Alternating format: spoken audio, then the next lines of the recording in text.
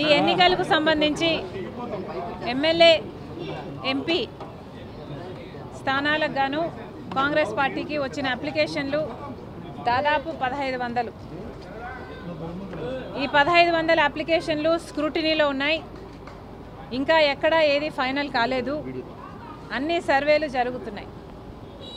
Congress party పద్ధతి ఏమిటంటే Congress party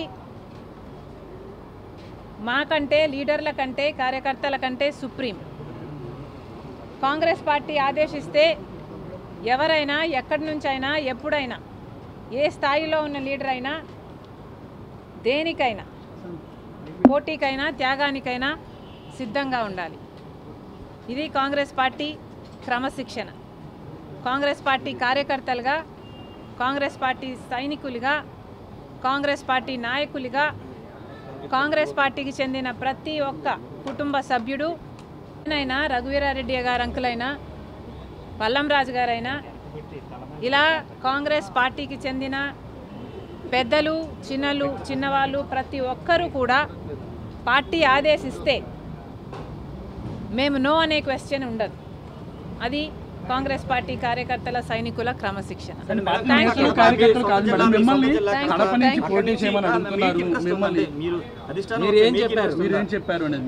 Congress party ఆదేశిస్తే నేనైనా రఘువీరారెడ్డి అంకులైనా పల్లం రాజు గారైనా ఎవరైనా పోటీకి సిద్ధం కావాల్సిందే.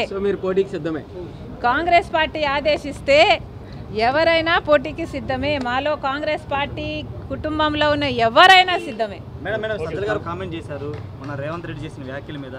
రేవంత్ రెడ్డి కానీ షర్మిల కానీ పగటి కళ్ళకు అంటున్నారు, రాత్రి కళ్ళకు అంటున్నారు. అవి నిజమయ్యే కళ్ళ కాదని ఒక కామెంట్ చేశారు. ముఖ్యమంత్రి గురించి మీరు ముఖ్యమంత్రి ఉద్దేశించి కూడా సజ్జల గారు సమాధానం చెప్పాల్సింది రాష్ట్రంలోని సమస్యల గురించి. సజ్జల గారు సమాధానం చెప్పాల్సింది రేవంత్ రెడ్డి గారు అక్కడ ఎందుకు వచ్చారు, ఏం మాట్లాడారు అన్న విషయం గురించి. మేము ఏ కలలు కంటున్నామో పక్కన పెట్టండి. మీరు ఏ కలలు కంటున్నారో ప్రజలందరూ గమనిస్తున్నారు. మిమ్మల్ని ఇంటికి పంపడానికి ప్రజలందరూ సిద్ధంగా ఉన్నారు. సజ్జల గారు మళ్ళీ చెప్తున్నాం, విశాఖపట్నం ప్రైవేటైజేషన్కు కాంగ్రెస్ పార్టీ ఒప్పుకోదు. కాంగ్రెస్ పార్టీ ఈరోజు విశాఖపట్నం కోసమైనా, ప్రత్యేక హోదా కోసమైనా, పోలవరం కోసమైనా, రాజధాని కోసమైనా, కడప స్టీల్ ఫ్యాక్టరీ కోసమైనా, ఇలా ఏపీ రీఆర్గనైజేషన్ యాక్ట్లో ఉన్న ఆంధ్ర రాష్ట్రానికి చెందిన హక్కులన్నిటి కోసం కొట్లాడుతున్న ఏకైక పార్టీ కాంగ్రెస్ పార్టీ.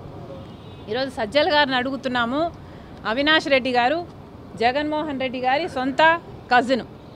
మరి అట్లాంటప్పుడు వైసీపీలో ఎంపీగా ఉండి కూడా అవినాష్ రెడ్డి గారు ఎందుకని కడప స్టీల్ ఫ్యాక్టరీ కోసం ఏ పోరాటము చేయలేదు?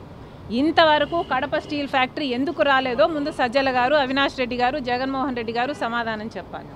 Thank you.